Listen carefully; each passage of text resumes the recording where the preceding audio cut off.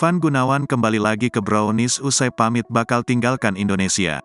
Sempat pamit tinggalkan Indonesia setelah ditegur KPI, desainer sekaligus presenter Ivan Gunawan balik lagi ke Brownies, acara televisi yang pernah dipandunya. Kabar kembalinya Ivan Gunawan ini diumumkan oleh pihak Brownies melalui media sosialnya.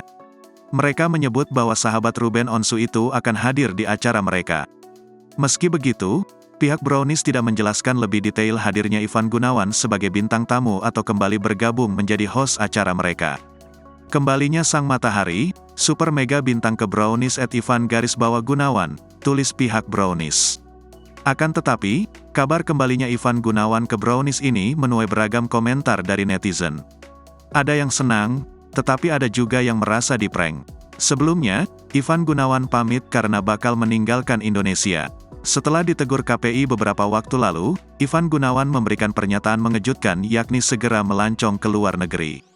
Ivan Gunawan pun meminta penggemarnya untuk tak merindukan dirinya.